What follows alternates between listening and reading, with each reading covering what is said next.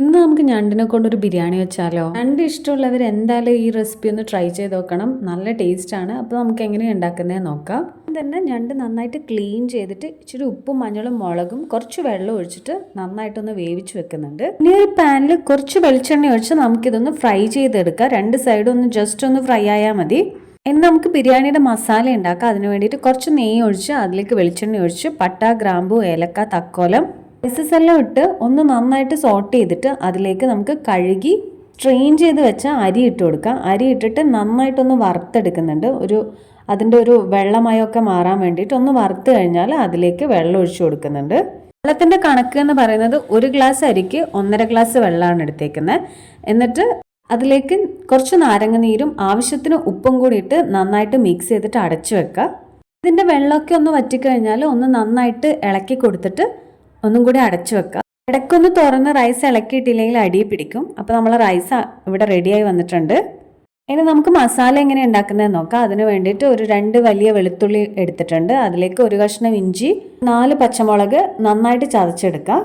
എന്നിട്ട് ഒരു പാത്രത്തിൽ വെളിച്ചെണ്ണ ഒഴിച്ച് ഇഞ്ചി, വെളുത്തുള്ളി, പച്ചമുളക് പേസ്റ്റ് ഇട്ട് അതൊന്ന് വഴറ്റി കഴിഞ്ഞ് കഴിഞ്ഞാൽ ഒരു 5 സവാള സ്ലൈസ് ചെയ്തതും കൂടി ഇട്ട് നന്നായിട്ട് വഴറ്റിയെടുക്കുക.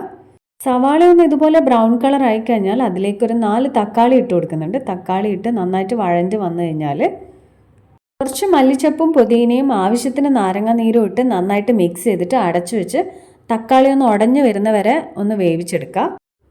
അപ്പോൾ തക്കാളി ഇവിടെ നന്നായിട്ട് ഉടഞ്ഞു വന്നിട്ടുണ്ട്. അതിലേക്ക് ഞാൻ ഇവിടെ 1 ടേബിൾ സ്പൂൺ ഗരം മസാലയാണ് ഇട്ടേക്കുന്നത്. കുറച്ച് തൈരും കൂടി ഇട്ട് നന്നായിട്ട് മിക്സ് ചെയ്തെടുക്കുക. വേറെ മസാല ഒന്നും തന്നെ ചേർക്കുന്നില്ല. നമ്മൾ ഓൾറെഡി മഞ്ഞളും മുളകും ഇട്ടിട്ട് ഞണ്ട് വേവിച്ച് വെച്ചിട്ടുണ്ട്. വേറെ മസാലയൊന്നും ഇടുന്നില്ല. നമ്മൾ ഞണ്ടും കൂടി ഇട്ട് നന്നായിട്ട് മിക്സ് ചെയ്തെടുക്കുക. ഞണ്ടിലേക്ക് നന്നായിട്ട് മസാല പിടിക്കുന്ന വിധത്തിൽ നന്നായിട്ട് മിക്സ് ചെയ്ത് ഞണ്ട് വേവിച്ച വെള്ളം മാറ്റി വെച്ചായിരുന്നു. അപ്പോൾ ആ വെള്ളം നമ്മൾ ഈ സമയത്ത് ഇതിലേക്ക് ഒഴിച്ചു കൊടുക്കുന്നുണ്ട്. വെള്ളം ഒഴിച്ച് നന്നായിട്ട് മിക്സ് ചെയ്തൊന്ന് തിളച്ച് വന്നു കഴിഞ്ഞാൽ ആവശ്യത്തിന് എരിവാണോ ഉപ്പാണോ നോക്കി നമുക്ക് ചേർത്ത് കൊടുക്കുക. കുറച്ച് കുരുമുളക് പൊടിയും കൂടി ഇട്ട് നന്നായിട്ട് മിക്സ് ചെയ്ത് ഒന്ന് അടച്ചു വെച്ച് കൊടുക്കുന്നുണ്ട്.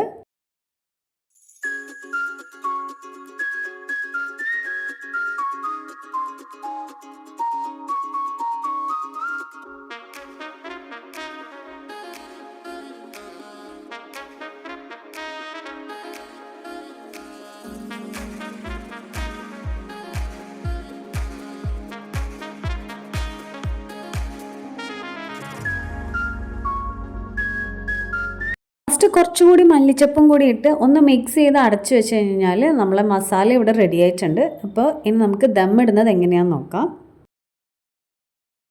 തട്ടിക്കൂട്ട് ദമ്മിടലാണ്. അപ്പോൾ ആദ്യം തന്നെ നെയ്യ് ഒഴിച്ച് കുറച്ച് ഗരം മസാല ഇട്ട് അതിലേക്ക് കളറിന് വേണ്ടിയിട്ട് കുറച്ച് റോസ് വാട്ടറും മഞ്ഞളും കൂടി മിക്സ് ചെയ്തതും കൂടി ഒഴിച്ചു കൊടുത്ത് മല്ലിച്ചപ്പും പുതിനയും കൂടി ഇട്ട് നമ്മളെ മസാലയും കൂടി ഇട്ട് റൈസ് നന്നായിട്ട് തട്ടി കവർ ചെയ്യുക. നിങ്ങൾക്ക് വേണ്ടിക്കൽ റൈസിൻ്റെ മുകളിൽ ഇടാനായിട്ട് ഫ്രൈ ചെയ്ത ഉള്ളിയും നെയ്യിൽ വറുത്ത് വെച്ച അണ്ടിപ്പരിപ്പും കിസ്മിസും കൂടി ഈ ഒരു സ്റ്റേജിൽ ഇട്ട് കൊടുക്കാവുന്നതാണ്. ഞാനിപ്പോൾ അതൊന്നും ചെയ്ത് വെക്കാത്തത് കൊണ്ടാണ് ഇടാത്തത്.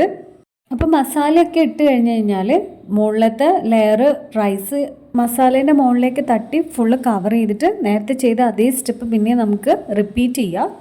എല്ലാവരും ദമ്മിടുമ്പോൾ ഫസ്റ്റ് മസാല ഇട്ട് അതിൻ്റെ മുകളിൽ റൈസ് ഇട്ട് അങ്ങനെയാണ് ദമ്മിടാറ്. ഞാൻ പറഞ്ഞത് ഇത് പെട്ടെന്നൊരു തട്ടിക്കൂട്ട് ദമ്മിടലിട്ടതാണ്.